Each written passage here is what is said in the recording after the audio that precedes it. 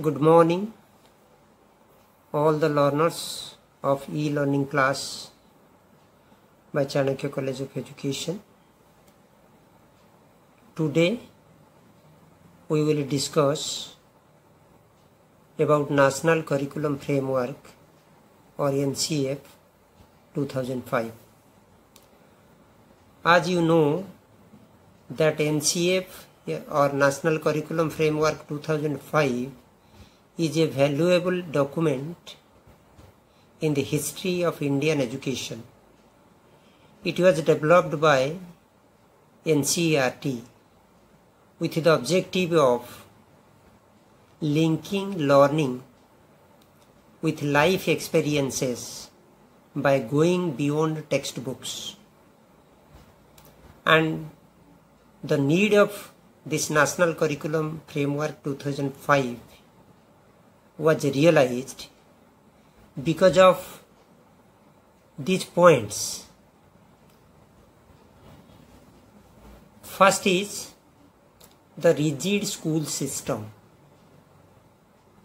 During the then period, it was realized that the school system is quite rigid. There is a lack of flexibility in the school system. Hence, we need a framework for curriculum that is to meet the requirements of the school system as a whole, and that will change the rigid system of schools. Next, resistance to change in education. Society can change if there is the changing system of education. Hence, it was realized to have a change in the resistance to change in education. Then no linkage with life and needs. It means education, curriculum, syllabus, examination system. It was realized that there was no linkage, proper linkage with the life and needs of the people, needs of the society. Hence, a framework is needed to link the curriculum with life and needs of the people. Next is learning as an isolated activity. Really, learning is an interactive activity. It is not an isolated activity. But in the traditional pattern of curriculum, it is found that learning is interpreted or learning is found as an isolated activity that discourages creativity. Hence, there is the need of a proper framework of curriculum to make curriculum creative or to encourage or facilitate the learners for their creativity expressions. Next is faulty textbooks. The framework of curriculum is also a guiding booklet for development of textbooks. And textbooks must be need-based. Textbooks must reflect the socio-cultural ethos of the society. Textbooks must be ideal for transaction of a curriculum, syllabus and courses of studies. Faulty textbooks have no place in an ideal educational system. And there was information overload also in the traditional curriculum system, in the traditional teaching learning process. It was found more information or information overloaded. Also, overemphasis on examination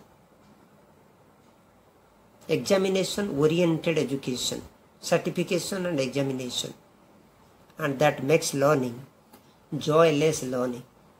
But really we want joyful learning, learning by doing, learning by living, learning by experiencing, learning by interaction, learning by linking with the society and the community. Hence, all these textbook oriented learning process need to be reformed by means of NCEF, a new curriculum framework, and that was the NCEF 2005. Now we will discuss some salient features of NCEF 2005 in a broader perspective. The whole document has been covered by these 5 important parts, that is perspectives, learning and knowledge, curriculum areas, school stages and assessment, school and classroom environment, and systemic reforms.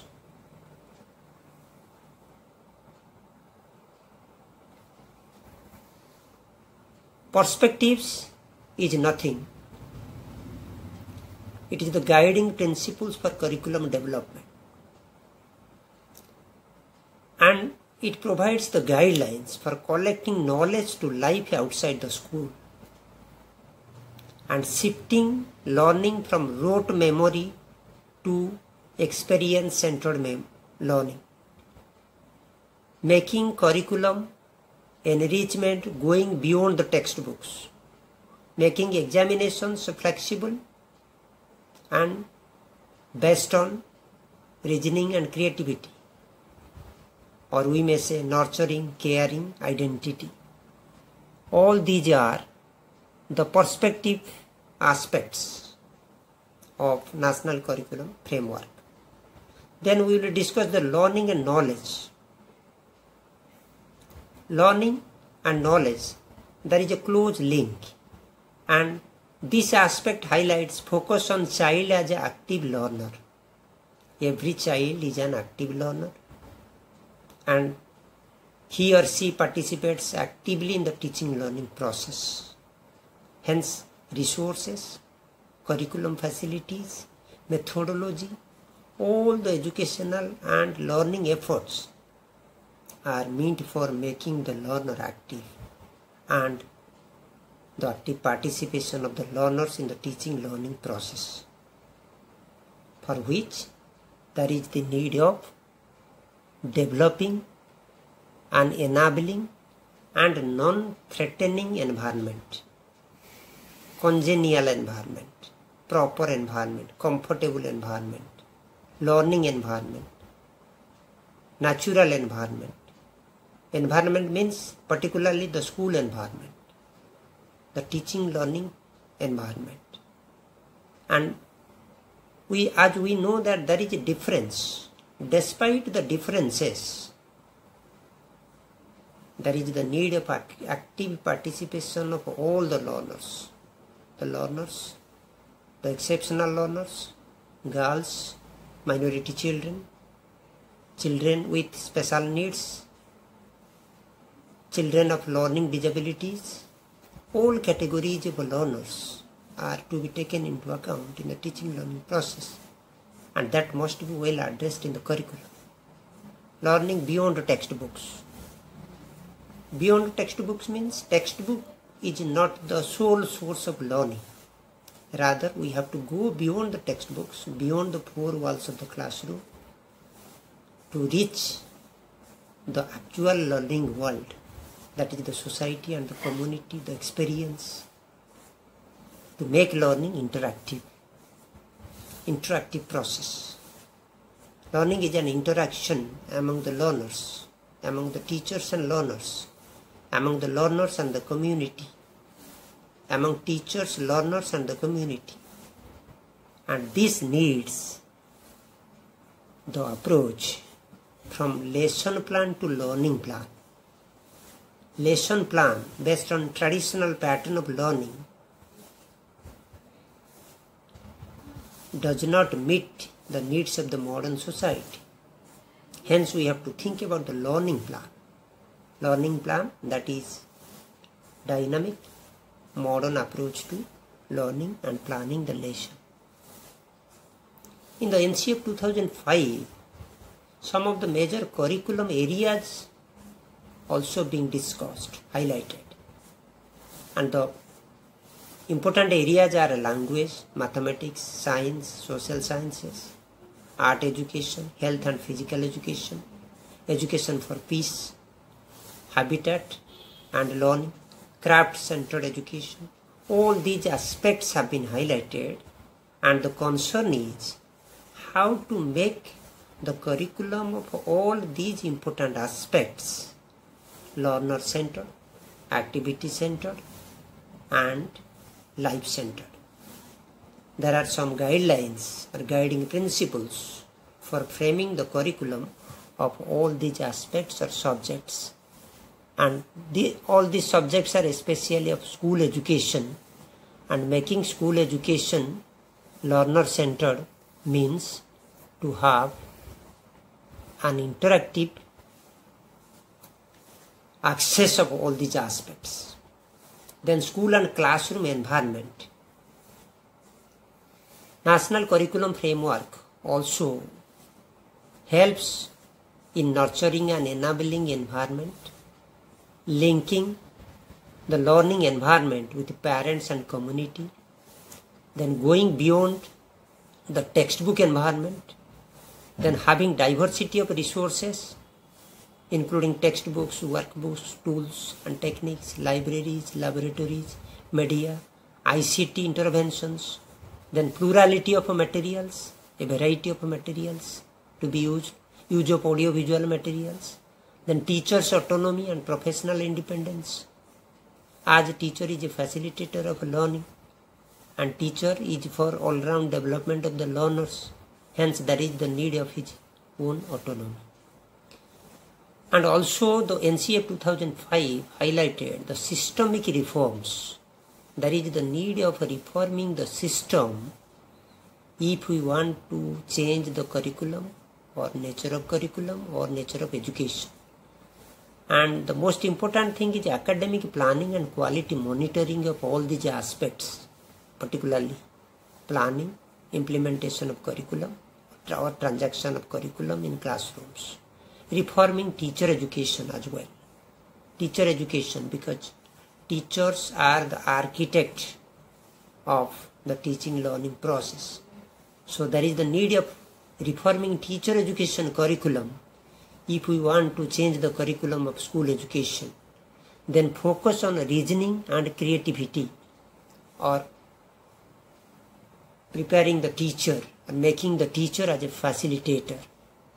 Hence, to summarize, we can say that National Curriculum Framework is a valuable national document that facilitates joyful learning in the name of critical pedagogy, paradigm shift, going beyond textbooks, and making learning joyful. Some of the important points that I would like to share with you as a summary.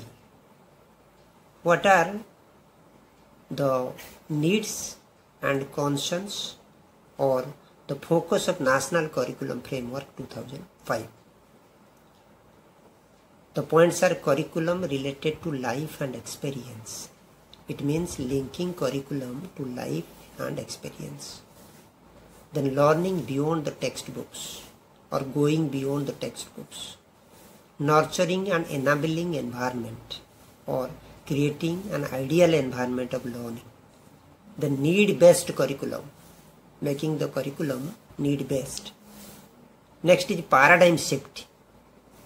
Paradigm shift, we may say there is a shift or change in the pattern and practice of curriculum.